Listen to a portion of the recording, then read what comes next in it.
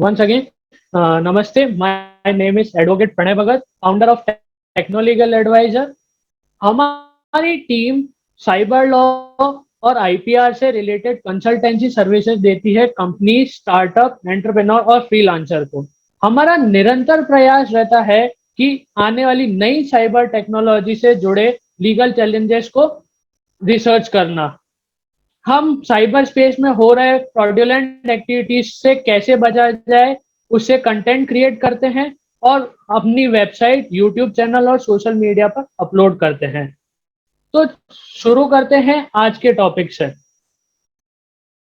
Introduction.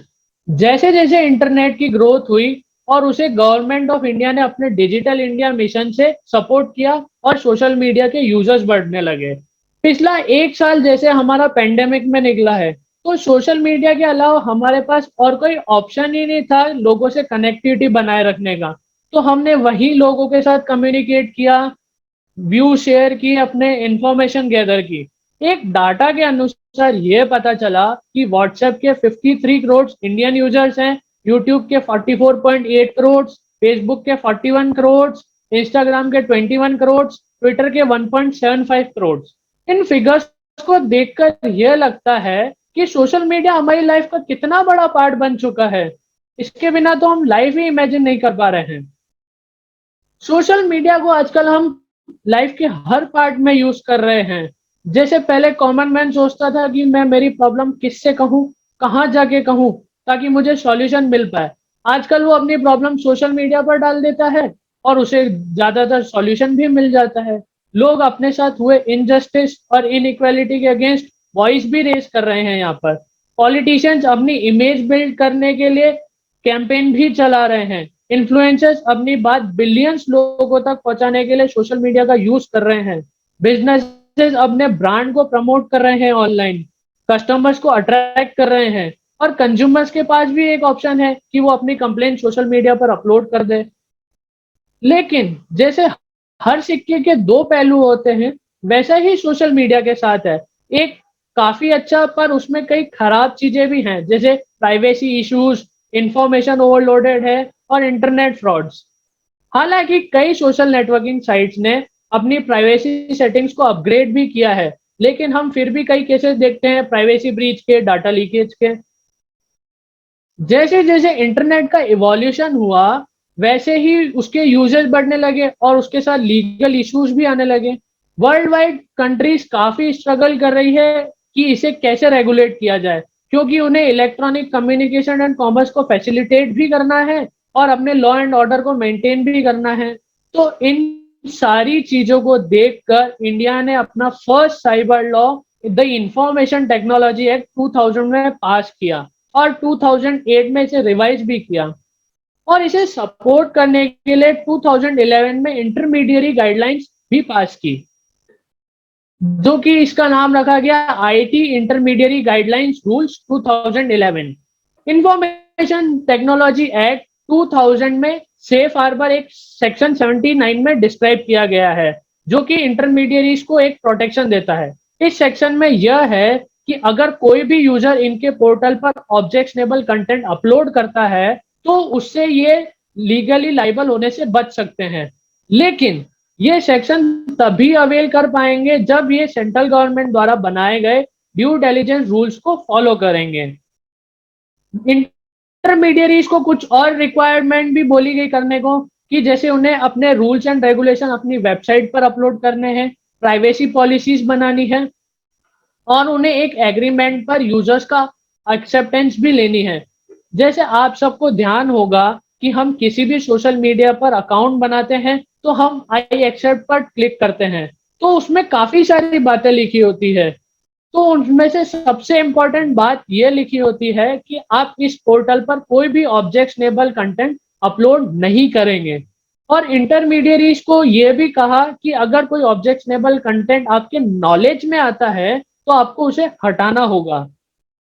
Supreme court ने 2015 में Shreya Singhal versus union of India में इंटरमीडियरीज को कहा कि एक्चुअल नॉलेज का मतलब यह भी है कि अगर किसी चीज के एक्सेस को हम रोकने की बोलें या किसी कंटेंट को हटाने का कहें, तो आपको उसे हटाना होगा। Shreya Singhal versus union of India 2015 एक लैंडमार्क केस था। उसमें यह हुआ कि इंफॉर्मेशन टेक्नोलॉजी एक्ट 2000 के सेक्शन 66 ए ने हमारे article 19 clause 1 sub clause A जो कि है freedom of speech and expression को ब्रीच कर रहा था। तो इसने सुप्रीम कोर्ट ने इसमें ऑर्डर दिया कि सेक्शन 66 ए को हटा देते हैं। तो अब हटा तो दिया, लेकिन उसके बाद child pornography, rape, gang rape की इमेजेस, वीडियो साइट पर काफी ज्यादा अपलोड होने लगी, लोगों के साथ मॉर्फिंग होने लगी। तो 2018 में सुप्रीम कोर्ट ने गवर्नमेंट ऑफ इंडिया को कहा कि भाई आप लोग कर क्या रहे हो, इसे रोकने के लिए कुछ गाइडलाइंस तो लाओ।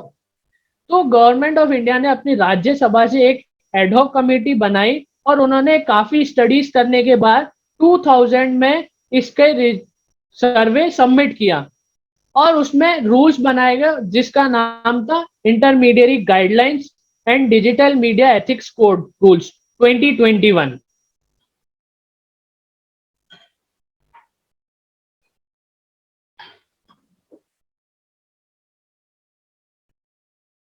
2021 गाइडलाइंस रूल्स में इनकी एक कंडीशन अपग्रेड कर दी गई। 2011 में ये था कि अगर कोई ऑब्जेक्शनेबल कंटेंट इनके पोर्टल पर अपलोड होता है तो इनके नॉलेज में लाया जाएगा, अगर तो ही वो उसे हटा सकते हैं। लेकिन 2021 में उसे अपग्रेड करने के बाद ये कह दिया कि अगर आप उसे वॉलेंट्री बेसिस पे भी हटा देंगे तो आपका सेक्शन 79 की प्रोटेक्शन अफेक्ट नहीं होगी। इन्हें कुछ और रिक्वायरमेंट भी डाली गई। इन्हें कहा गया कि आपको ग्रीवेंस रिड्रेसल मैकेनिज्म बनाना होगा जिसमें chief complaint officer, nodal contact person, resident grievance officer appoint करने होंगे और इन सब की डिटेल आपको गवर्नमेंट को देनी होगी। और रेसिडेंट ग्रीवेंस ऑफिसर का नाम और कॉन्टेक्ट डिटेल आपको अपनी वेबसाइट और इंटरफेस पर प्लेस करना होगा। ग्रीवेंस रिड्रेसल मैकेनिज्म का काम यह है कि अगर कोई भी आपके पोर्टल पर कंप्लेन आती है तो आपको उसे 24 आवर्स में एक्नॉलेज करना होगा, 15 डेज में उसे रिड्रेस करना होगा और यदि अगर कोई ऑब्जेक्शनेबल कंटेंट अपलोड हो जाता है और उसकी रिपोर्ट आती है तो आपको उसे 24 आवर में रिमूव करना होगा। लेकिन अगर गवर्नमेंट एजेंसी किसी कंटेंट को एंटी नेशनल मानती है तो सिग्निफिकेंट सोशल मीडिया इंटरमीडियरीज को उसका फर्स्ट ओरिजिनेटर आइडेंटिफाई करना होगा। फर्स्ट ओरिजिनेटर पे मैं यहाँ अंडरलाइन करना चाहूंगा, ये एक व्हाट्सएप का बड़ा फैक्ट है जो कि अभी चल रहा है, इसके बारे में हम बाद में बात करेंगे। कोर्ट और गवर्नमेंट एजेंसी अगर किसी कंटेंट को अनलॉफुल मानती है किसी अदर लॉ के बेसिस पर तो उस पर ऑर्डर देगी कि उसे हटाया जाए। फिर सिग्निफिकेंट सोशल मीडिया इंटरमीडियरीज के पास उस ऑर्डर को कंप्लाई करने के लिए 24 आवर्स ही होंगे। ये तो बात हो गई सोशल मीडिया की। अब ओटीटी प्लेटफॉर्म्स और ऑनलाइन न्यूज पोर्टल के लिए भी इस गाइडलाइन में रूल्स लाए गए हैं। ध्यान रखिएगा, इससे पहले इन पर कोई रूल्स नहीं लागू थे। अब नए रूल्स तो ले आए, अब इन पर कंप्लायंस करने के लिए इन्हें टाइम तो देना पड़ेगा। तो 25 Feb 2021 को नोटिफिकेशन इशू किया कि आपको 3 मंथ्स का टाइम दिया जा रहा है कि आप नए रूल्स को कंप्लाई कर लें। अगर नहीं करेंगे तो आपको जो सेफ हार्बर का प्रोटेक्शन दिया जा रहा है जो कि सेक्शन 79 ऑफ आईटी एक्ट 2000 में दिया है वो हटा दिया जाएगा। इसका मतलब ये होगा कि अगर कोई भी यूजर आपके पोर्टल पर ऑब्जेक्शनेबल कंटेंट अपलोड करता है तो आप भी उसमें लीगली लाइबल होंगे। तो ये बातें सुनकर काफी सारी सोशल मीडिया इंटरमीडियरीज ने रूल्स कंप्लाई कर दिए। Ministry of electronics and IT information technology ने जो रिक्वायरमेंट्स मांगी थी वो सिग्निफिकेंट सोशल मीडिया ने उन्हें दे दी। Significant social media intermediaries like ShareChat, Telegram, LinkedIn, Google, Facebook, WhatsApp. यहाँ मैं आपका एक बात पे गौर चाहूंगा कि ट्विटर अभी भी फिनिशिंग लाइन तक नहीं पहुंचा है, उसने नए रूल्स कंप्लाई नहीं किए हैं। ट्विटर का कहना यह है कि नए रूल्स अभी भी कुछ स्पष्ट नहीं हैं, इनका मिसयूज किया जा सकता है गवर्नमेंट के द्वारा। और उसने यह भी कहा कि कॉन्स्टिट्यूशन के आर्टिकल 14, आर्टिकल 19, आर्टिकल 21 जो कि हमारे फंडामेंटल राइट्स को प्रोटेक्ट करते हैं, उन्हें क्लियरली इग्नोर किया गया है। तो गवर्नमेंट को इसे जल्द ही रेक्टिफाई करना होगा अपने एम्स को अचीव करने के लिए। अगर नहीं अचीव करेंगे तो हम ज्यादा से ज्यादा लीगल केसेस में उलझ सकते हैं। जब ट्विटर ने आखिरी डेट तक नए रूल्स कंप्लाई नहीं किए तो गवर्नमेंट ऑफ इंडिया ने ट्विटर को एक स्ट्रिक्ट नोटिस दिया। तो ट्विटर ने उस नोटिस के रिप्लाई में कहा कि मैंने मिनिस्ट्री को डिटेल्स दे दी है। डिटेल्स के नाम पर उसने क्या दिया, एक प्राइवेट लॉयर की इंफॉर्मेशन, और बोल दिया कि यही हमारा नोडल कॉन्टेक्ट पर्सन है और ग्रीवेंस ऑफिसर है। तो गवर्नमेंट ऑफ इंडिया ने कहा कि ये एक्सेप्ट नहीं होगा। सिग्निफिकेंट सोशल मीडिया कंपनीज का ग्रीवेंस ऑफिसर कंपनी का ही एम्प्लॉय होना चाहिए और इंडिया में ही रेसिडेंट होना चाहिए।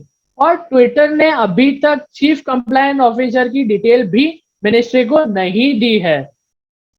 अब हम बात करेंगे कुछ कंट्रोवर्सीज की जो कि सोशल मीडिया के साथ चल रही है। पहली ट्विटर की। तो ट्विटर के साथ ये चल रहा है कि दिल्ली हाईकोर्ट ने ट्विटर को कहा कि आपको गवर्नमेंट द्वारा बनाए गए नए रूल्स को कंप्लाई करना ही होगा, क्योंकि आपने इन नए रूल्स पर स्टे नहीं लिया है तो आपको 3 वीक्स का नोटिस पीरियड दिया जा रहा है कि आप इसमें अब नए रूल्स कंप्लाई कर लें। दूसरी कंट्रोवर्सी है व्हाट्सएप न्यू प्राइवेसी पॉलिसी। दोस्तों, आपको याद होगा कि इस साल के स्टार्टिंग में व्हाट्सएप ने हमें एक नोटिफिकेशन दिया था कि आपको हमारी नई प्राइवेसी पॉलिसी को एक्सेप्ट करना होगा 8 फरवरी तक। अगर आप नहीं करेंगे तो आपका अकाउंट बैन कर दिया जाएगा। और इसका डेट एक्सटेंड भी की गई थी 15 मई तक। और उसमें यह लिखा था कि आपका डाटा हम अपनी पेरेंट कंपनी फेसबुक के साथ शेयर करेंगे, और फेसबुक चाहे तो उसे एज अ प्रमोशन या किसी एसोसिएटेड थर्ड पार्टी के साथ शेयर कर सकती है। तो ये देखकर गवर्नमेंट ऑफ इंडिया ने व्हाट्सएप के अगेंस्ट केस फाइल किया दिल्ली हाई कोर्ट में, और उसमें कहा कि व्हाट्सएप को अपनी नई प्राइवेसी पॉलिसी को इम्प्लीमेंट करने से रुक जाना चाहिए तब तक जब तक हम पर्सनल डाटा प्रोटेक्शन रूल्स नहीं लाते हैं। तो व्हाट्सएप ने उसके जवाब में कहा कि ठीक है, हम अपनी प्राइवेसी पॉलिसी एक्सेप्ट करने के लिए यूजर को फोर्स नहीं करेंगे, वो करना चाहे तो करे, नहीं तो व्हाट्सएप छोड़कर चला जाए। और अगर नहीं जाता है तो हम उसके कुछ फीचर्स बंद कर देंगे। अभी हाल ही में 2 दिन पहले गवर्नमेंट ऑफ इंडिया ने एक एफिडेविट फाइल किया और उसमें कहा कि व्हाट्सएप अभी भी लोगों को प्रेशराइज कर रहा है अपनी प्राइवेसी पॉलिसी का नोटिफिकेशन भेज के कि आप इसे एक्सेप्ट करें। आप इसे एक्सेप्ट नहीं करेंगे तो आपका अकाउंट बंद कर दिया जाएगा। इस पर कोर्ट का वर्डिक्ट अभी आना बाकी है। थर्ड कंट्रोवर्सी यह है कि व्हाट्सएप सेंट्रल गवर्नमेंट को अपनी नई डिजिटल रूल्स के लिए कोर्ट में लेके गया। व्हाट्सएप ने कहा दिल्ली हाईकोर्ट में कि गवर्नमेंट हमें कह रहा है कि हम किसी भी मैसेज का फर्स्ट ओरिजिनेटर आइडेंटिफाई करके उन्हें दें। ऐसा अगर हम करेंगे तो हमें हर चैट का फुटप्रिंट रखना होगा, लेकिन हम ऐसा नहीं कर सकते हैं क्योंकि हम एंड टू एंड एन्क्रिप्शन पे काम करते हैं। यदि हम ऐसा करेंगे तो हम हमारे यूजर्स की फंडामेंटल राइट टू प्राइवेसी को ब्रीच करेंगे। तो इसके जवाब में हमारे आईटी मिनिस्टर रविशंकर प्रसाद जी ने कहा कि किसी भी मैसेज का फर्स्ट ओरिजिनेटर आइडेंटिफाई करना पर्सन की प्राइवेसी को ब्रीच नहीं करता है, और ये व्हाट्सएप की नॉर्मल फंक्शनिंग है जो कि वो अदर कंट्रीज में भी दे रहा है, जैसे United state, United kingdom, Australia, New Zealand, Canada. इस पर भी कोर्ट का वर्डिक्ट आना अभी बाकी है। Now to conclude my topic, एक लंबे अरसे से जो आईटी रूल्स में इम्प्रूवमेंट हम चाह रहे थे उसका काफी बड़ा पार्ट अब हो चुका है। नई गाइडलाइंस के बाद हम एक्सेप्ट कर सकते हैं कि सोशल मीडिया अब ज्यादा अकाउंटेबिलिटी और ट्रांसपेरेंसी से काम करेगा। सोशल मीडिया पर जो एक बाढ़ आई हुई थी fake news, stalking, hate speech की, उन पर अब कंट्रोल आएगा। ऑफेंसिव एक्टिविटीज को भी कंट्रोल किया जाएगा। यूजर्स भी अपनी रेस्पॉन्सिबिलिटी को रियलाइज करेंगे और कोई भी कंटेंट पोस्ट करने से पहले उसे डबल चेक करेंगे। इन सारे डाटा को देखकर एक चीज ये समझ आती है कि सोशल मीडिया हमारे इंडियन यूजर्स कितना यूज करते हैं। तो अब जरूरत आन पड़ी है कि हम इंडियन अल्टरनेटिव लाएं और उसे सपोर्ट करें। Thank you.